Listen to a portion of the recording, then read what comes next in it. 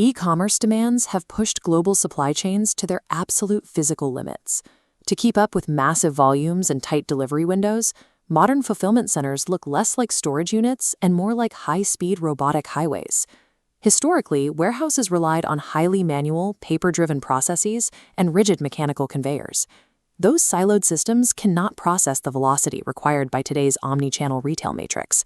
They break down, create isolated traffic jams, and fail to adapt when demand spikes unexpectedly. This chart visualizes the expansion of the global warehouse robotics software market, projecting it to hit $4.47 billion by 2026. This beta represents a massive economic pivot. Instead of buying millions of dollars of hardware upfront, logistics providers are shifting to software subscription models, robotics as a service, converting massive capital expenditure into scalable monthly operational fees. Driving this economic shift is an evolution in artificial intelligence. AI has moved beyond a passive reporting tool that tells operations managers what happened yesterday. It now acts as an active, continuous operational co-pilot, capable of real-time decision-making and dynamic exception management across the entire floor. To understand how this ecosystem actually functions, we need to examine it from first principles. We have to break down the hierarchical software stack that governs the facility, the physical hardware that executes the tasks, and the spatial perception models that tie them together. Modern fulfillment centers operate as highly synchronized, facility-wide software orchestration platforms, moving beyond the limits of simple mechanical storage.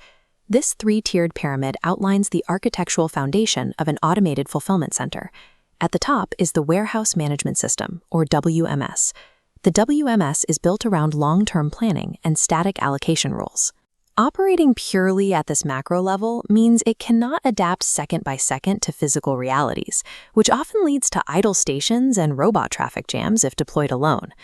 Operating on a time frame of days or weeks, the WMS serves as the strategic brain. It handles comprehensive inventory record keeping, integrates directly with broader corporate ERP networks, and dictates overall labor planning and compliance tracking. To bridge the gap between that high-level strategy and actual physical movement, the architecture requires the middle layer, the warehouse execution system. Positioned perfectly in the center, the WES acts as the tactical conductor of the ecosystem. The WES operates on a time frame of minutes to hours. It continuously evaluates live operational conditions to execute task interleaving, dynamically assigning human workers or robots based on immediate order urgency. By actively monitoring processing streams across different zones, it balances workloads and automatically resequences orders to prevent localized bottlenecks.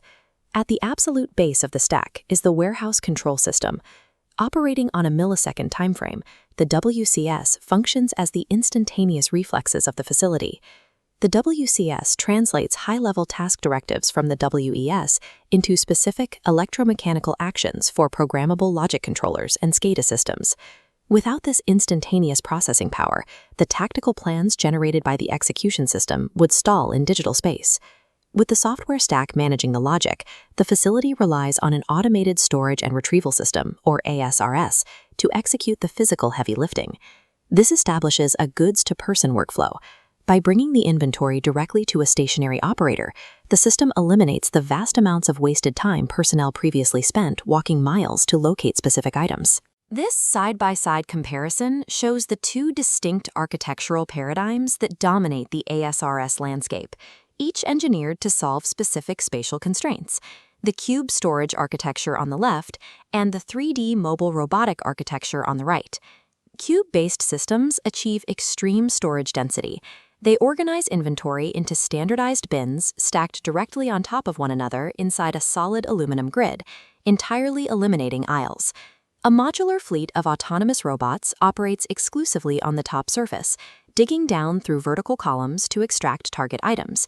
This top-down design excels in grocery micro-fulfillment and distribution centers with ceiling heights under 40 feet. Because any robot on the top grid can retrieve any bin and deliver it to any port, the system possesses inherent redundancy. A single mechanical failure will not halt order processing. Conversely, the 3D mobile robotic architecture utilizes autonomous robots that navigate the warehouse floor freely in 3 dimensions. Rather than operating on top of a grid, these robots travel laterally across the facility, and autonomously climb the faces of specialized vertical storage racks, reaching heights up to 45 feet. This design maximizes spatial reactivity. Mobile robots can retrieve any specific SKU in the entire warehouse in under 2 minutes. By delivering inventory directly to workstations equipped with a second set of robots holding shipping cartons, the system completely unifies the picking and packing processes, while utilizing the storage racks as an integrated internal buffer. The real-world operational metrics of these systems clarify their value. When Lane Automotive deployed a 3D mobile robotic architecture, their end-to-end automation increased systemic throughput by over 600%. Total order processing time dropped from an average of 109 minutes to just 15 minutes. Choosing between the extreme vertical density of a cube system and the sheer reactivity of a mobile fleet ultimately dictates the mechanical constraints and maximum speed limits of the entire fulfillment operation. While ASRS technology excels at dense storage and rapid horizontal transport, the physical extraction of an individual, unpredictably oriented item from a storage bin, known as piece picking, remains a persistent engineering challenge. Replicating the delicate 27 degrees of freedom of a human hand at an industrial scale is highly cost-prohibitive, so robotics engineers prioritize pragmatic reliability. Instead of fragile robotic hands, operations deploy automated tool changers equipped with modular, rapidly replaceable vacuum section cups and simple end effectors tailored to specific product geometries. As the diversity of handled items expands, these end effectors incorporate advanced tactile feedback by synthesizing continuous machine vision with calibrated force and torque sensors. Modern robotic arms actively gauge exactly how much pressure they are exerting on an object.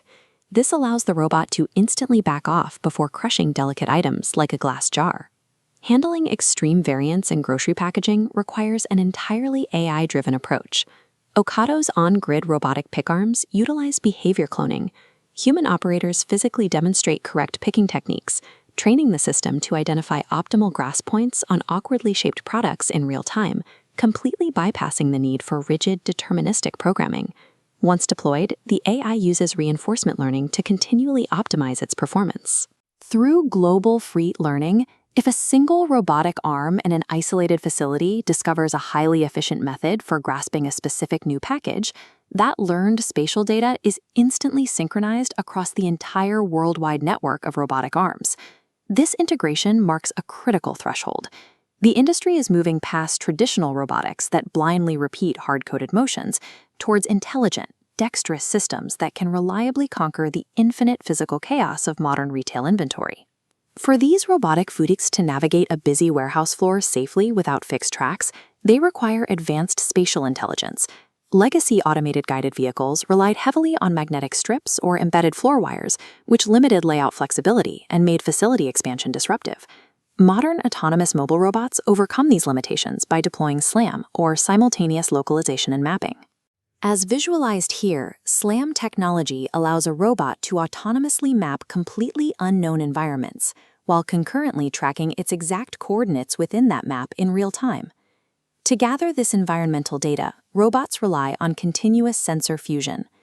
Visual SLAM utilizes stereo and time-of-flight cameras to capture rich depth details, while LiDAR-based systems utilize laser pulses to precisely measure millions of distance points, which is highly effective in massive, poorly lit distribution centers. The most robust approach is hybrid SLAM. By fusing the detailed semantic visual data from cameras with the pinpoint accuracy of laser measurements, the robots gain a superior spatial understanding. This allows for instantaneous recalculation when confronted with dynamic obstacles, like dropped pallets or moving personnel. This spatial intelligence is now being retrofitted directly onto human-driven material handling equipment. By mounting visual inertial SLAM devices on traditional manual forklifts, the system detects environmental features to calculate the vehicle's exact X and Y coordinates with a repeatable accuracy of just a few inches. This technology untethers robots from fixed physical tracks and transforms manual legacy assets into connected data nodes, feeding real-time spatial journeys directly back to the WMS. As facilities modernize, they naturally accumulate varied equipment. An operator might deploy autonomous forklifts for inbound receiving, climbing robots for vertical storage, and sorting arms for outbound packing. Without an overarching communication layer, these disparate hardware brands operate in isolated silos, causing rigid workflows and physical traffic deadlocks. To resolve this friction, the industry relies on multi-agent orchestration platforms. This network model displays how a MOP provides a vendor-agnostic central execution layer that harmonizes disparate technologies. It processes millions of optimizations per minute to match specific tasks to the correct robot, regardless of the manufacturer. Enabling this seamless communication requires standardized protocols. The VDA 5050 protocol focuses on active control. It establishes a structured channel where a central master fleet manager issues highly specific transport orders, precise routes, and exact waypoints to any compliant robot. Conversely, the Mass Robotics MRIS standard serves a distinctly different purpose: passive monitoring. Instead of receiving active commands, robots use MRIS to autonomously broadcast their exact position, speed, and direction to other robots and external systems, creating decentralized spatial awareness. Finally, the open-source OpenRMF framework extends this interoperability beyond the robotic fleet itself. It connects these diverse robots directly to the physical building infrastructure, intelligently coordinating traffic flow through automated facility doors and complex elevator systems. These interoperability standards shatter proprietary vendor lock-in. They act as the universal operational language that makes facility-wide, collision-free automation physically possible. Integrating the software stack with spatial intelligence allows facilities to pivot from past analytics toward proactive automated exception management via the SADA loop: see, analyze, decide, act. The system continuously ingests last-mile edge telemetry from robots and vision cameras into a virtual digital twin of the warehouse. If an inbound shipment is delayed, the AI instantly simulates downstream bottlenecks, automatically generating alternative routing paths and labor reallocations to stabilize service levels. This level of operational autonomy frequently drives predictions of a completely dark warehouse devoid of human workers. The operational data refutes that narrative. AI and robotics do not eliminate the workforce, they restructure it. As systems assume the repetitive strain of walking miles per shift and heavy lifting, human capital requirements shift dramatically. Workers are proactively reskilled away from grueling physical labor and trained in data literacy.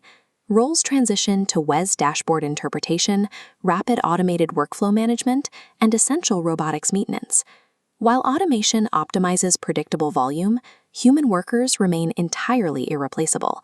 They provide the vital contextual understanding and critical thinking required to manage unique customer packing requirements and unpredictable physical edge cases algorithms cannot natively resolve. The 2026 AI-powered warehouse pairs massive mechanical efficiency with human adaptability, elevating the worker's role to ensure a resilient global supply chain.